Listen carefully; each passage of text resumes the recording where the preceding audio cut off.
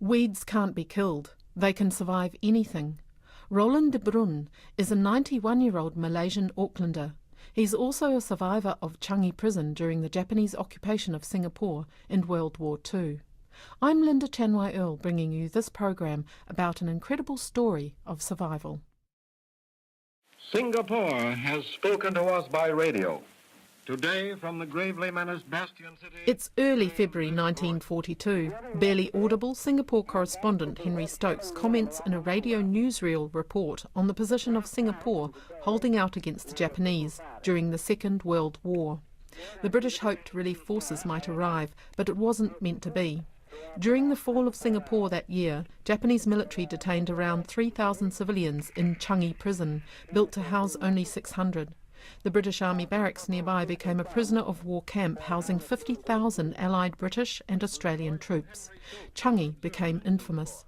73 years later and a world away in Auckland, one survivor tells me his story. My family, my father was son of a Dutchman who married a Burmese. Yep. And my mother was a product of a Scottish engineer, James Irving. This is her father. My mother is Scottish and a Malay. So she's Eurasian, so your grandmother's both Eurasian, Scottish and Malay. That's right. And your father, Roland, was Dutch and Dutch Burmese. and Burmese, Dutch and Burmese. So both of them were Eurasian. Yes. Yeah. Yes. So they were first generation born in the late 1800s. First generation Eurasians, yeah. Born in the late 1800s. Yes.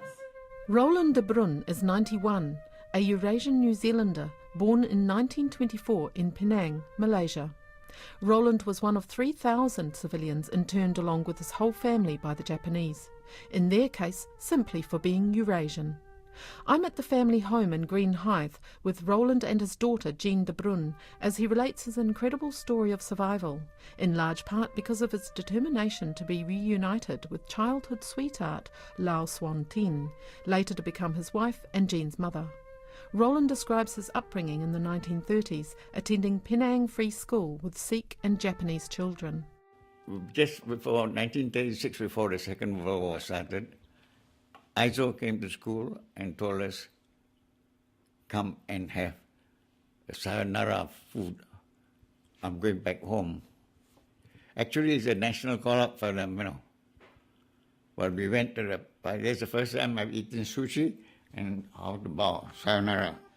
All but one of the Sikh boys, Roland's friends, lost their lives in the war.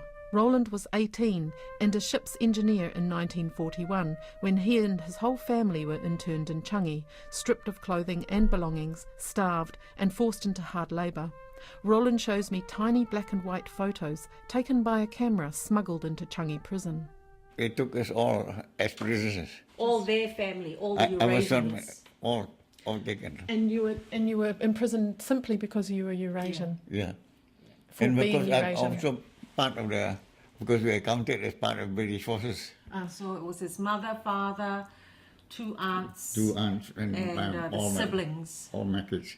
All of my father's children. Yeah. Did your family survive?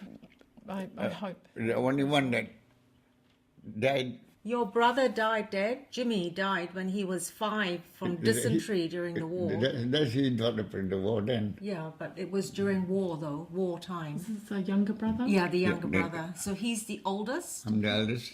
The one he died was Jimmy. Yeah, second youngest. Second in the family. youngest. He died of dysentery. How many in the family? 5. 5. Myself, number 1. 2, Dorothy, my sister. 3, Victor, my brother. 4, Jimmy, who died when he was a small boy. And then Maisie. Maisie is the youngest little sister. That's why I say to him now, he cannot die quickly, because if you survive a camp like this, nothing else really is hardship. That's And true. you cannot kill a weed. You must have witnessed a lot of cruelty, a lot of... The talk to me about cruelty is like this. Food. deprivation, starvation? We are almost starving. And clothing. And clothing, no clothing. So you had a loincloth, you had this strip of... Loincloth. In fact, sometimes just It's a degradation through humiliation as and well. shoes, none. No shoes. Now, they make boreholes for as latrines. So just holes in the ground for lavatory, And the lavatories for, Changi camp maybe about 1,000 fellas, no? And you're probably pretty much almost starving. Yeah. 100 grams of rice was the allocation for hard labour Per day. per Per day. day. And if you're lucky, you can get vegetables. If you're not lucky, Oh, look, he's so skinny. I'm just looking at a tiny black and white photograph, and he's just Got a a loincloth. stick. He's got a loincloth on, that's how we were and in the camp. he's just a skeleton. Oh, that's shocking. So, This was taken with a camera, which we didn't have, Somebody brought it in. We smuggled it into the camp. and somebody smuggled in and took The photos. camp, and so they took the photos. Photos. Roland, how long were you interned in Changi In the for? camp. How long? 3 years. Almost 3 years. Almost 3 years. That was the mosquitoes biting, So malaria, malaria, dysentery, all sorts of things happening. cholera. Usually they have one shack for sick fellas. When you're sick, you cannot go back to and sleep with the rest of people put in one place. It's extraordinary that you survived, and your family. All of them survived. All of them survived. All of them survived. So your parents. Yeah, all of all them of them survived. except your one little brother. Yeah, but he died before they Before went camp. to the camp. Yeah, so it's just one of the ravages of war. Yes. Really. And but all of them who went in, all of them have come out. It's extraordinary. And That's some- extraordinary. And that's why I say you cannot kill a weed. They come out and die. In the camp, they don't die. But they come out after the camp, and then some of them died. But your family have the tenacity of weeds to live, the will to live. There's some British soldiers who have been in prison camp in Singapore. When the British came, they gave good food, only army rations, British rations. Now, we have been accustomed to eating 100 grams of rice, Starvation. and they eat a lot of this, and they get all sorts of stomach trouble. And then they died. They died. From too much kindness, which is why when Jean read that pamphlet, it's like don't eat too much food when you've been starved. Yeah. You need to very small And amounts. very little medical help, No medical help. I mean, I imagine it would have just been horrible. It would have been horrible. purgatory. It would have been hell on earth, really. In the prison camp, every day, in my group that's in the Sam Road, at least 5 or 6 people will die 5 or 6 people a day in your particular in camp. that section of the camp. That Very few, over 1,000 fellows. But 5 or 6 will die every day. So They there keep are over 1,000 people within your they section. keep a shed like this size. A shed. We're And- talking and a they shed put- probably the size of this house. The sick people are separated from the working, put The there. sick people And- are put inside that shed. Well, they have doctors, but They would probably just leave. they may have no medicine to give. No medicine, so these people would die slowly. Yeah, they die very quickly. Every day there's burial, Every day is a burial. Jean's holding up another photograph. There's some crosses. Lest we forget, on these slopes lie many who gave their lives for Singapore.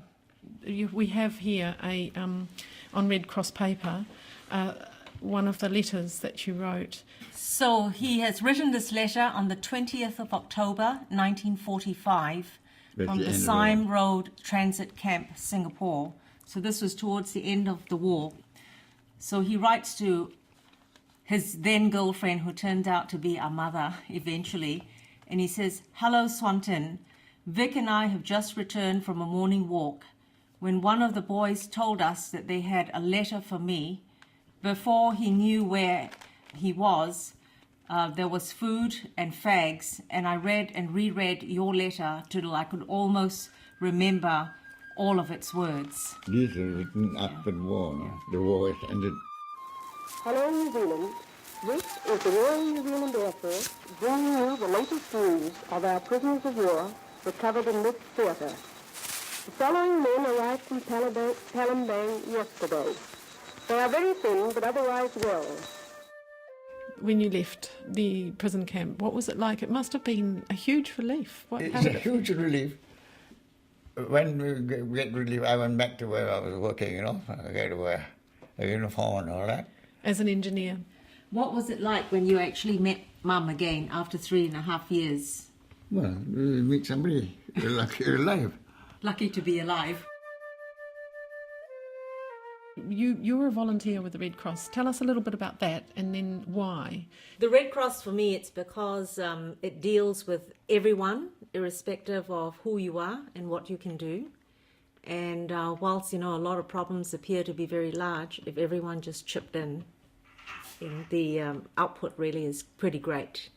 So, that's why I do it for the Red Cross.